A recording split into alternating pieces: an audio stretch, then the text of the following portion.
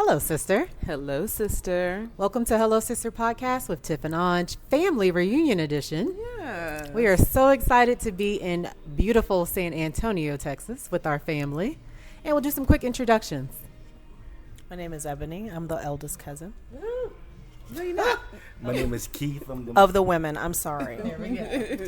Keith, of middle child. I'm Mo. I'm the oldest cousin. And I'm the bonus cousin, Jessica. And just before we kick off, let's be very clear. Disclaimer is we do not represent Ward Roberson Bell. This is the opinions of the family in this room, okay? Just to be clear. We have a great show for you two. Actually, episode 26. 26. Yes, super excited. Today we're going to kick off with What the Florida, of course, because Florida be Florida. We don't have to be in Florida for Florida to Florida. Is it cheating if? Question. Family edition. We do have a messy minute around social media, and then we have a family question that we want to ask our family. You ready to do this thing? Let's do this. All right. So I'll kick it over to Ange for What the Florida. So, like Tiff said, Florida be Florida. And so I need you to hear this the way that I read it, because this is wild. Okay, let's do it. Right. A Florida woman who is 77 and lives in a retirement community says she went to collect her mail and received a new license plate in the mail with her updated registration. The new license plate is SQZ-A55, but from a distance, it says squeeze ass. The plate became the talk around her retirement community, especially amongst the men. Florida plates are made in the state prison in North Florida, and they have been for almost a century. What's even more funny is Nancy is seriously upset when first receiving it. Going to the news to help her get support now, after the attention and settling into this unique story, she is keeping the tag and may be okay with getting the extra attention and the hunks. Her name is Nancy. Nancy is 77 and lives in a retirement community, and the plate says squeeze ass. Would you take a squeeze ass plate? 77? Yeah. I think I would squeeze it. You know what? I didn't say would you squeeze it. I said would you keep the plate. No, she did say the men in her neighborhood find it very attractive, just so we're clear. I wouldn't keep the plate. No, you're not keeping the plate. You keeping the plate? I keep the plate. You gonna keep the plate? I'm 100% keeping the plate. All right, Nancy, we see you squeezing ass. What the Florida? What the Florida? Only in Florida. And what's funny is somebody in that state prison knew what they were doing. making. Absolutely. Like that's someone's joke. You ever been to those grocery stores and people announce over the overhead that they're looking for someone, but it's one of those names that's crazy? Yeah. Like somebody in the prison Seymour did something Butts. like that. Yes. Can you please help me find Seymour, last name Butts? Seymour Butts. Yeah, that's what that is. That's funny. What the Florida? Yes. Well, I mean, that's not the only crazy question we're going to ask today. We're going to ask our cousins a very, very easy is it cheating if question. Yes. So we get a ton of attention from our is it cheating if segment. So let's move to that. So the question is it cheating if he intentionally deletes his call logs? So Is he cheating if he's deleting his call logs? who wants to take that one first? I think you should start with the male. Let's get the male perspective. If he's deleting all of his call logs, he's deleting it's all not his call cheating. logs. He's just deleting numbers. Why would you delete your Just call like logs? I delete my text messages. Why? Why? I only keep the ones I need. Why? I just keep what I need. Maurice. So, my opinion is your property is your property. Come on. My property is my property. Come on. So, if I want to delete whatever I want to delete off my phone, I should be able to do it. You can do it, but why are Why? you doing it? From a male's perspective, why would you be doing that? Sometimes, you don't want to keep seeing that message or keep seeing that phone number, so I delete it. And whose phone number is it? be co-workers. It could be bill collectors. It could Whatever. be a lot of stuff. Ain't nobody in their call logs all day. Jessica. Yes, He's cheating. he's cheating. Absolutely. Ebony. Kind of have to agree with the guys on this one, y'all. Wait a minute. That's what I'm talking about. Sorry. my favorite. Because I delete all sorts of mess too, and I just back it up to my iCloud. So are they like deleting it? They are deleting their call logs. For the purpose of it being gone and there be no evidence. But you didn't say that part. We don't do that. know why. We don't know why he's deleting it. So some people delete their stuff because they like to keep a clean phone. I work with a lot of tech people. Some of them are shady. Some of them are shiesty. You just have to understand. But it doesn't necessarily mean he's cheating. He cheating. He is cheating. He cheating. There is zero reason to be deleting call logs intentionally. So if you're confident in your relationship, you don't have to look at. Well, your we didn't partner's talk phone. about why we went looking.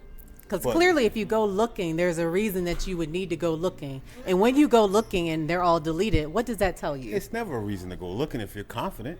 Well, they're not confident, clearly. So then maybe you shouldn't be in that relationship then. So why are you putting it on her? He's the one deleting it. But you're the one looking. She's the one looking. Why does it always go to the women? Seriously, It's it's always y'all the woman's find a fault. way back to the women in every scenario. Well, if it's the other way around and the male was looking in the call log, Okay, so let's flip it. I- If she intentionally deletes all of her call logs, is she cheating? I want this. Okay, please. She's cheating because women don't delete anything. What are we talking about here? The double standard. The double standards are exactly our point. Yes. So if you flip it, the woman's cheating, but when he does it, he's keeping his records clean. Is that what you agree? Are you agreeing I'm with saying them? women cheat better. So they do. When they do cheat, they do. Y'all don't think so? Is that not true? I mean, Male folks, I when mean- women cheat, they usually are not as sloppy as the men. Men sometimes leave their stuff. That's why you think, okay, he's probably cheating. But for women, But if she she- keeps a call. No, seriously, if she keeps a pristine call log or something like that, y'all ask double my opinion. standard It's not a double is standard. I don't think Wild. It's not a double standard. So he's not cheating. He's but not she's cheating, but she's cheating. I think Ebony is right. Women do it better. Y'all could go to the grocery store and come back in 15 minutes and then went all over the world and we like, hey, did you bring home the potato chips? Correct. So the question wasn't, do women cheat better? Because we know the answer to that. We are smarter creatures. So the Wait a answer to minute. that is yes. wouldn't The say question is, if she deletes her call logs, is it cheating? No. Okay. Same reason? Same reason. Okay. Same reason. That's your property. All right, Jesse, what say you?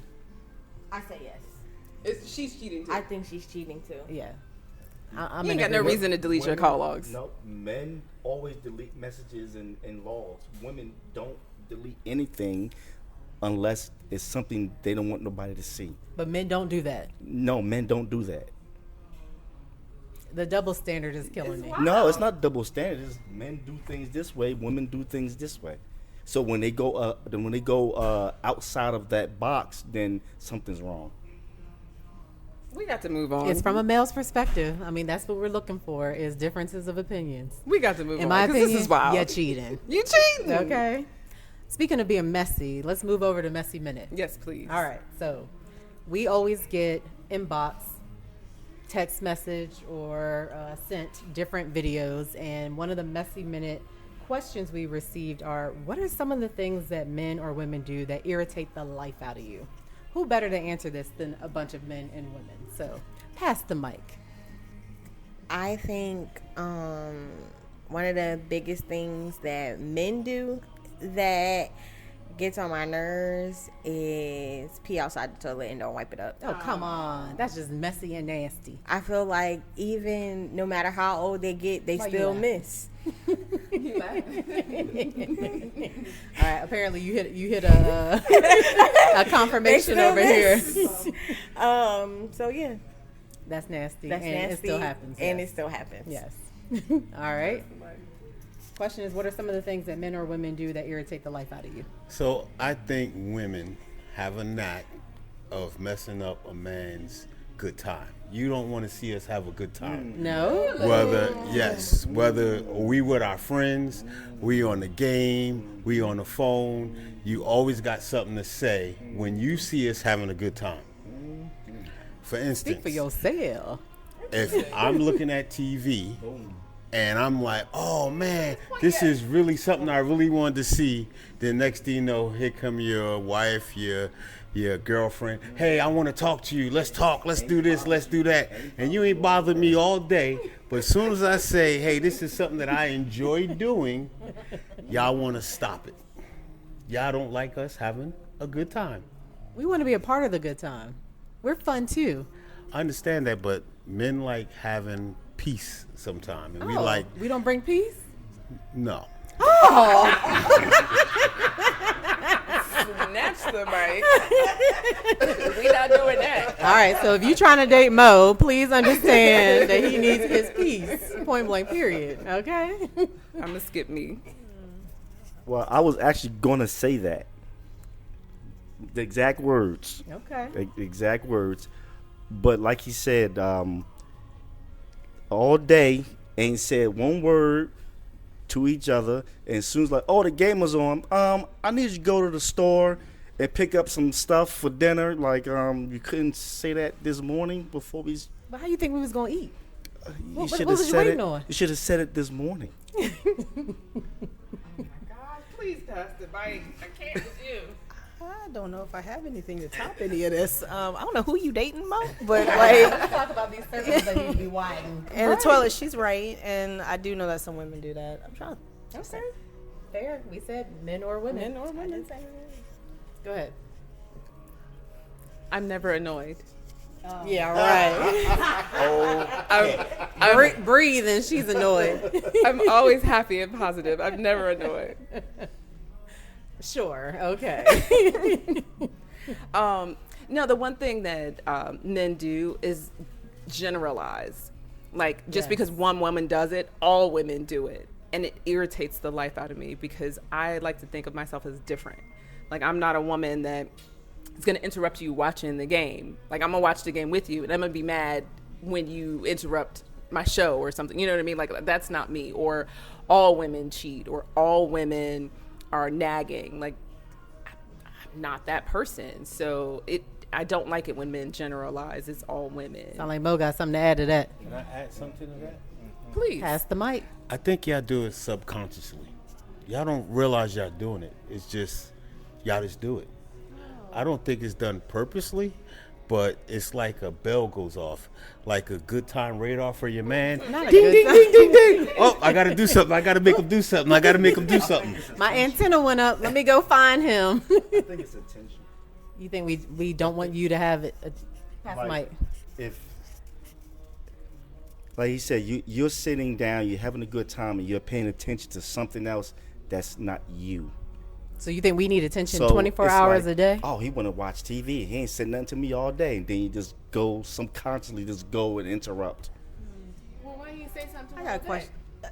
Sometimes it just happens. I got a question for that one. So, is she needing attention in that moment, or you've been neglecting her all week? Yes. No, it's Because because it's cumulative for women. that part is women like attention. And And you weren't giving it to her. If he's giving it to something else, not necessarily somebody else, something else, then it's like, oh, what about me? Okay. That's fair. I just think that sometimes it's a cumulative effect. So it may have been going on all week, and by the time it gets to Sunday, now she's like, okay, look, enough of this, and now I'm going to interrupt you. Not necessarily. Again, You don't want to admit it we all because do. all women do it. Who y'all dating is what I want to know. Yeah, we need to widen these circles. Seriously. Yeah. All right, sister, your So turn. mine is very similar to yours, and it's kind of been through the comments that we get. It's like everything that we do or say gets turned around into it's her fault. Yes. She should have done something. She wanted to be independent. She chose the bear. She. Yeah. There's no ownership. I hate when men don't take ownership. Oh, Two man. people have to play a part. You have a part in it. Saying it's her, it's always her, annoys the heck out of me. Accountability. Yes, straight accountability. And see, we have a cousin that's off camera that's over there giggling. He don't want to join the conversation, and he want to say something so bad. Clearly. But that's why she should be over here on this couch. But I have something else. Yes. see, here we And you know, since we on this topic about men and women, right? Number 2. why does it always have to say, hey, I want to date up, or I want to have somebody that is going to take care of me or do this or do that? But on the other way around, we always get, You want to be taken care of? people, no, not taken care of, but it's like, for instance, I was walking with somebody today and they said, for me, my new husband or my husband got to be rich, he got to do this, he got to be able to do that, he got to be able to do this, he got to be a certain height, a certain weight, have certain I'm not hearing the figures, problem. certain figures, he got to make so much money. But men, we don't think like that. We know what y'all thinking about. Okay, but still, but we don't think that y'all No. got to have a certain. I think that's very fair. I do not like. I think you should have standards. I Yes. don't think you need a list that you don't even achieve yourself. Yes. Right. If you Absolutely. not meeting what's on that list, how dare you try to come up and Right. think that you should have something more than that? It seems However, we got to raise the bar a little bit. I understand raising the bar. Yeah. But like you said, you can't. Yeah, you want more than have what you could produce. Project Taste and want a millionaire, right? Fair. So, and that's what I'm saying. That's Women fair. always want to say, "Hey, Not see, you're generalizing. There we go. That- see, That's exactly you're what I was talking about. generalizing. y'all always The bulk do of say the that." bulk of the women are Oh, wanna higher come up. educated, make more money than men. And I appreciate that. So how do we level up when we find ourselves in situations where we're Well, trying to date? sometimes now?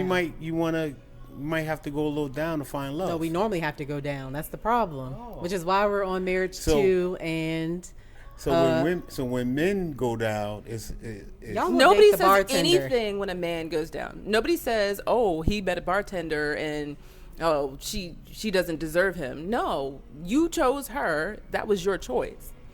You don't usually go for the women who are higher educated and make money because y'all think she's too independent and she's not going to cater to your needs. That's not true. That's not true at all. Pass the mic. So, honestly, usually when a man dates down, that doesn't affect his life. It doesn't affect his standards because you can buy her nice clothes and she can learn the etiquette of being in your society. But when a woman dates down, it's harder for it. A man is like, oh, you want to change me? You don't love me the way I am. You got with me this way. So they don't want to move up. So why would we have to dumb ourselves down to keep the lifestyle that our parents or our family, the quality of life that we're accustomed to find love? I should be able to find love with the man at a higher standard because that's what I'm accustomed to. Why do I have to go live in the ghetto because that's where you're from? Absolutely. And on top of that, when a man is doing worse than a woman, he wants that woman to live at his standard of what he can provide. And it may not be anywhere near what she can provide. So you end up with this tension between what she can give and then what he can give. And then he wants her to dumb that down. It's my own personal experience. I've lived it. I'm just saying that you don't get to level up and he still feels secure. I've not seen that as often. Thank you for number 2. Thank you. Are you secure with a woman taking care of you? Absolutely. He said, And where's she at? Call him out. Where's she at? I'm down. I want to sit home. Any ladies in the Philadelphia area? No. I want to do some dishes. I want to cook and clean. I take care of the house. I sit home. I do whatever. Heard. The bulk of us can't just sit at home. The bulk of us still have to work It doesn't too. make a difference to me. So you gonna cook and clean? And I'll cook and clean. She can make $2 million, and I'll go back, keep doing my job, and we'll be happy. Doesn't make a difference to me. I don't think the bulk of the men that we have seen would be down for that, but I appreciate y'all's perspective. They're arrogant. Tell us about They're- it, please. Those are arrogant people. So if he's making a lot of money, because most men are competitive. So if he's with someone talking who's now. on his level, it sometimes becomes a competition. Yes. So We're in he competition might with date you. down because he know he's gonna be in charge of everything. He's going to win. Give me her. She can be in charge. I like that.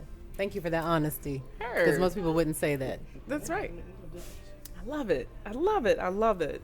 Well, I mean, once you get into the relationship that you're looking for, it may not be what looks traditional. I mean, this leads us directly into our next question because we're about to talk about unconventional marriages. Yep. So Ebony Magazine recently just posted an article, and it was about Black unconventional marriages being on the rise. So basically, they say a strong marriage these days has less to do with following rules and more to do with knowing which ones to leave behind. So as you think about Black couples that are building partnerships around who they actually are and letting go of those rigid gender rules, outside expectation, and inherited ideas of what marriage is supposed to look like. They say that marriage is no longer one size fits all. People are rejecting outdated expectations and embracing fluidity, partnership with honesty, respect, being vulnerable, and shared growth. So what do y'all think about unconventional marriages? Do you think that that's on the rise? That may be necessary so that we can start to see a decline or more of a decline in Black divorce rates? What do you think about unconventional marriages, and would you be down for it? And let's talk about unconventional marriages. That may look like living separate or in committed long distance relationships, women being the breadwinner with shared responsibilities with their husband at home, being a DINK, which is a dual income, no kids household, or even considering an open marriage. I just watched The Polygamist. Oh my Yeah. So, I mean, what worked for you would work for you. But what do you guys think? Let's start that again. I think that yes, I would be in an unconventional marriage. What does that look like for you? While I'm not set like, oh my God, my future husband has to make more money than me. He has to be secure in himself. I need somebody that's secure and that's family oriented. I wouldn't be in an open marriage, but I think that I also feel that the difference now in younger marriages is we believe in going to therapy before we get married. Facts. We're not just jumping into marriage because, oh, we got a baby together. Facts. I have to marry this person. Like, I'm forced to be with somebody that I don't even love. Like, I don't even want to be in a loveless marriage. Who wants to be around somebody? And I feel like our elders stayed in loveless marriages because that's what was expected of them. Right. And they had that fear, especially women, because we didn't have rights and we couldn't vote and we couldn't take care of ourselves. We were just stuck. And nowadays we're not stuck anymore. Right. So we're not going. forced to stay. You know, we're not forced to stay because we're being physically or emotionally abused. Nobody's talking us into, you know, oh, just keep quiet about what's going on. Right. So all of that's unconventional from, you know, generations past. I love it. So definitely not stuck in inherited beliefs around marriage. Come on, Mo, give it to us. So I kind of like all of it, right? So, I mean, I'm probably the least one in this panel that should be talking about marriage. We got some stories on this panel. I don't know. But I kind of like it, right? Because like Jessica said, you know, back then, you know, you had to stay with your spouse. You had to do this. You had to do this. You couldn't live alone. You know, so now you have, I think marriage is a business, right? And people love their business, right? And they want to see their businesses succeed. So how it succeeds, you know, whether it's living apart, long distance, like you said, as long as you're committed to each other, even an open relationship, right? As long as it starts off like that from day one. With boundaries. And with boundaries, Yeah. and everybody agrees to those boundaries, and everybody's happy with it, why not? I mean, Fair. so I kind of like it all. I would do it all. Okay. So Just- open. All right. You know how I feel. Yeah, she ain't living with you, point blank, period. It's not that I wouldn't live. We could live together in separate rooms or something. Like, I just appreciate having my own space. And at this point, I'm not picking up behind you. So you go drop your drawers in the other room and I'm never going to see them. It's not a big deal. And I also understand that you have to do what's best for your relationship. And if you're out here trying to fit into a conventional relationship, and you're not happy, well, what's the point? You have to do what makes you happy. We are the only ones that live this life. And if you're not happy, what, you're going to spend the next 40, 50, 60 years unhappy? Like, nobody's doing that. At some point, you have to be selfish and say, this is not serving me. I'm not going to do it. And that's how I feel. If it's not going to serve me, I'm not going to do it. But you're going to set that boundary up in the At very the beginning. very beginning. So it's clear before you get committed. And if you decide to go into this with me and you don't have the same ideals as me, don't waste my time. Right. I'd rather be single. Fair. I am single. Help her. Help me, Lord. I think I'm the least person to talk about this because I have no desire whatsoever to be married. Ever in life. I've never had no desires to be married. Okay. But I think this is a result of the society we live in. And women themselves wanting to be more independent than, our grandmothers and, back then. So you don't want an independent woman? No, I'm not saying I don't want an independent woman, but I'm saying these conventional marriages is a result of women being more independent and doing for themselves. That's what I think. Okay. I mean, I think you got to do whatever you need to do. I mean, we all have stories on this panel, right? So, in my case, I'm thinking I wish I would have known to be able to put those boundaries or whatever in place beforehand, not trying to live into like, oh, this is what our parents did or whatever, and thinking that was going to work for me because it clearly has not, and I have done whatever I needed to do past then. So I think you need to be clear, communicate, and hope that the other person is telling the truth, like you said about their ideals. Mm-hmm. Because some people say, yeah, that sounds great, and you're like, but why are you in my room, right? Sort of thing. Yeah. So I think it's not Tuesday night. What you doing?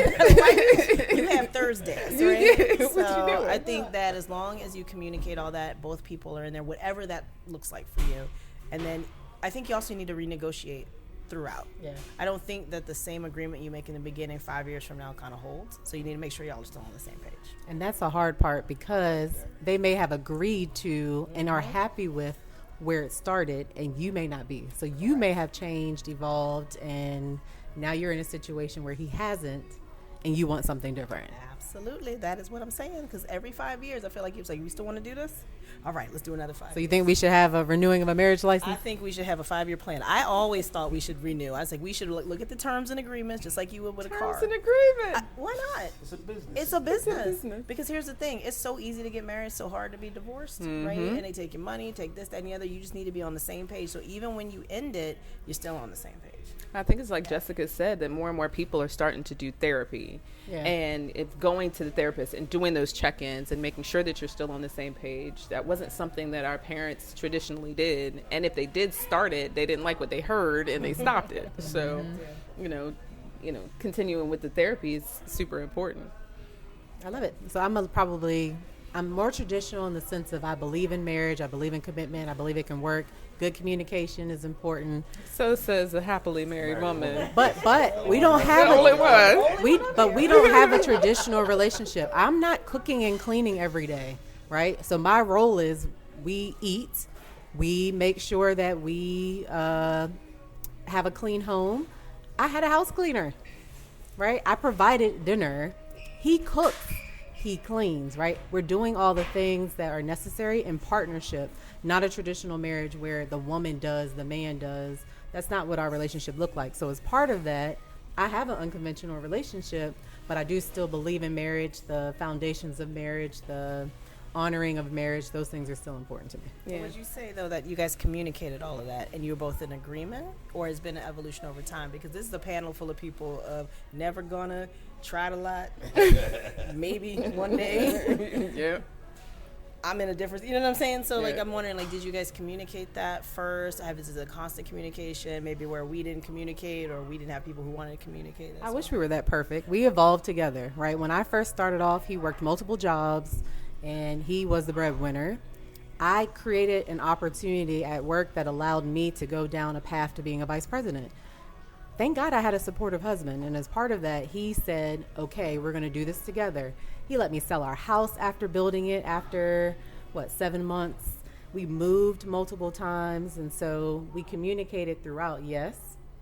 But in the beginning, I never would have thought that we would have been in a relationship where I would be working like I was working 50 to 60 hours, a vice president at a hospital. Like, it just never was what I would have thought, and wouldn't have even remotely communicated anything like that. But when you have a partner and things start to evolve and you start talking, if they're open, then when you're having those communications, you can move together. And So that's what we I'm did. hearing is you had a secure man who was a communicator and not an egotistical male, as Keith described. He was not arrogant by any means, no. Excuse me. No, I'm afraid to give it to you. Go.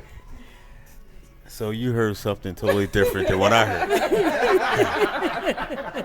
I heard that they had communication, Yes, I heard that. and they both partnered together Correct. to say, hey, this is what we're gonna do, and I heard that. they went into a room. They had disagreements, but when they came out the room, they was on one path, right? Because And it he was made the decision that he was no, going to be able to they made the decision. It was a joint partnership. It was a partnership. Right. So I maybe I shouldn't say this, but I had a woman that was very independent, that made a lot of money, that did a lot of things, and money-wise, we were good, right? But it got to a point where it was, I got my own money, I could do what I want to do, blah, blah, blah, blah, blah.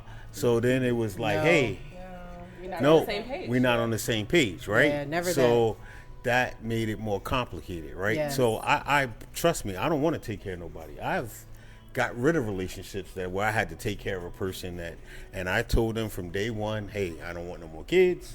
Hey, I'm not going to take care of nobody, Right. blah, blah, blah. And I let them go, right? Because Boundaries. of the communication. Yeah. But like you said, when you do get that independent woman that makes a lot of money, that does a lot of things, that's used to being by herself, that's used to doing things by herself, it's very difficult for that woman to have a man in her life to say, hey, no, we're not going to do that.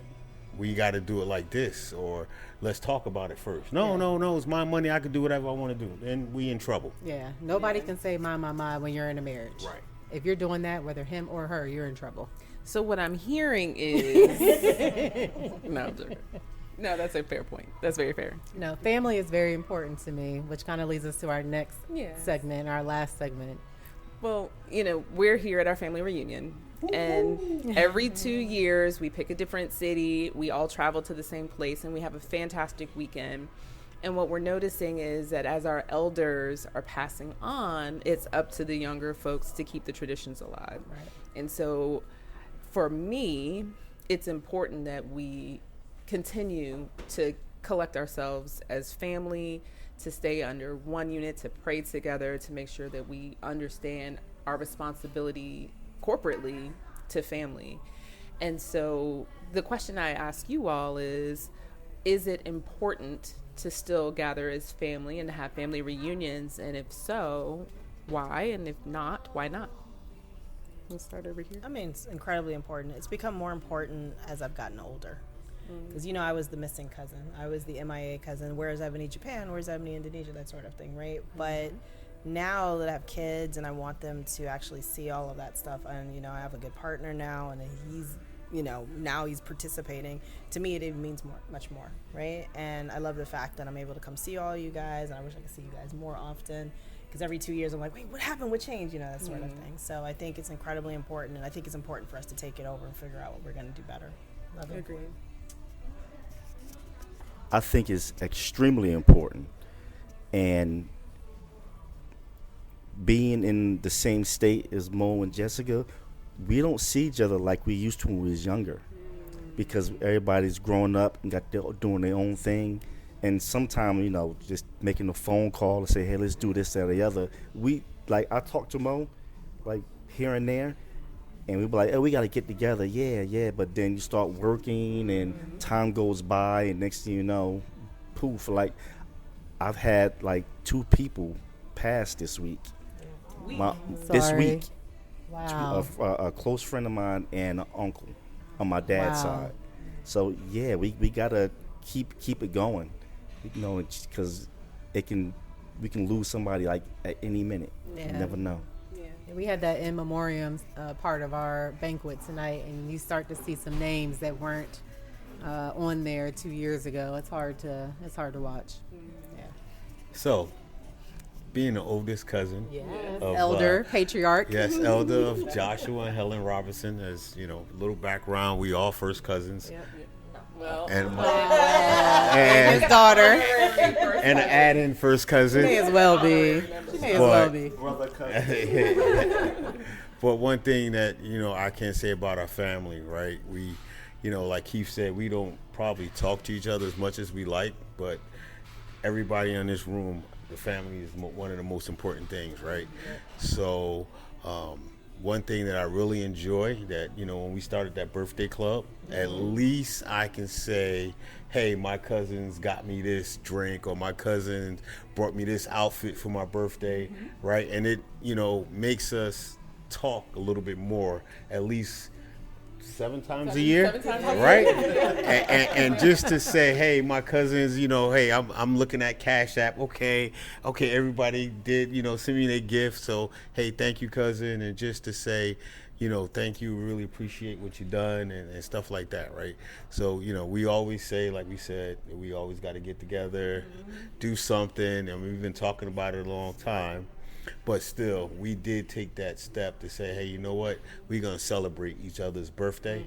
And that's a real big point. And I get really excited when my birthday rolls around. Of course you do, as the elder. Most expensive Because I get the most money. Yeah, But it's very expensive important. I old think self. that's one thing that, a lot of black families don't do, right, until funerals or stuff like that, so, or when it's a tragedy in the family, right? So, every 2 years is something that we all get together and just, spend time and talk to each other is real important, very important. And we should continue doing this. And now, like Tiff and Aunge said, our parents and our grandparents, so now we got to take on that mantle. So we got to all stick together and keep doing it. Yep. Totally agree. I think it's really important, especially having friends who don't have family, Right. and you notice, and they come like into your fold, and they like, y'all doing this again, or are you with your family? And I'm like, this is normal. Like, I'm like, honestly, this is kind of like lax for us because we used to getting together, at every summer on 4th of July, or, outside of family reunions, every Sunday. So I really look forward to our family reunions. I think it's really important. And it keeps the bond strong. And I'm not going to say it forces, you to communicate, but everybody's going to come.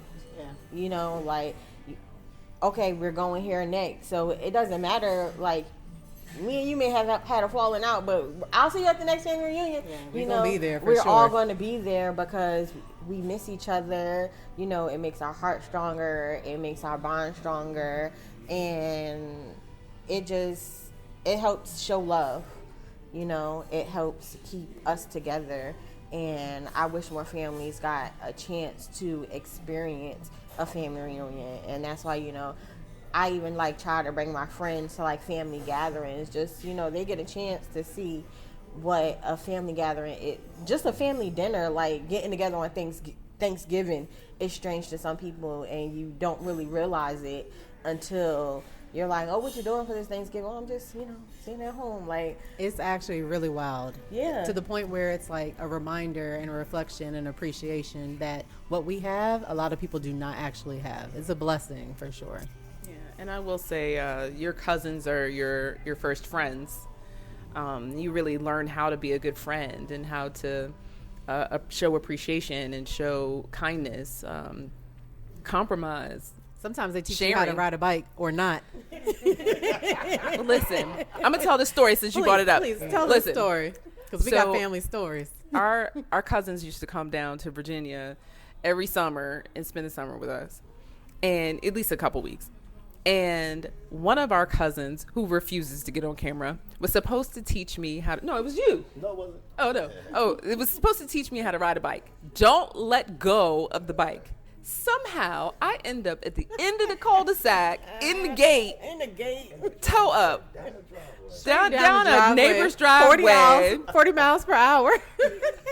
cut up, bruised up, trying to learn how to ride a bike. Was that Stephen D. Craig? You know what? I didn't call him by his name, Steven, but since you said it, wild. Yes. But that's the thing. And I we didn't still know how to talk ride a about bike. that to this day. And I learned how to swim because this one was messing with my sister in the pool, and I had to jump in and defend my sister. So that's how I learned how to swim.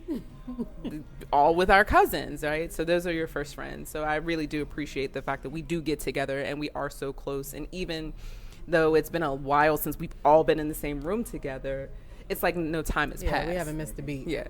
Yeah. Because these cousins, wow. We got some stories for days, child. Next episode. Next episode, yeah. Yeah. Well, this has been really fun, and I really appreciate having my family here, and that leads me into our sister salute. My sister salute is to the Ward Roberson Bell Family Reunion, San Antonio, Texas, 2026. Don't try to come here because we'll be gone by the time this episode posts. But just really appreciate our cousin Hassan, who organized this family reunion for us, and the fact that we've picked our next destination. We know where we're going in 2028. We have something to really look forward to, and our family means so much to us. So to the Ward Roberson Bell Family Reunion, we salute you as our sister salute this week. Woohoo! Family. And thank you to our cousins, Jessica, Maurice, Keith, Ebony. We really appreciate your time, your honesty. Child, y'all gonna have our comments on fire. Let's get ready. Let's just get ready. I'm not even ready Comments. for it. I mean, I'm just not ready. It is what it is. It's though. gonna be what it is. Thank you. Thank you. Well, to the rest of our sisters, a fake troll. He gonna make a fake account so he can troll his own video. That's how treacherous these men are. Exactly. Jeez. That's our colors. We were with white and gold. Yeah.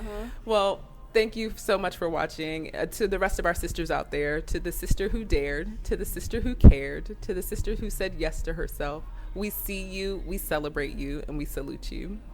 Bye, y'all. Love you, sister. Love you, sister. All right. Bye.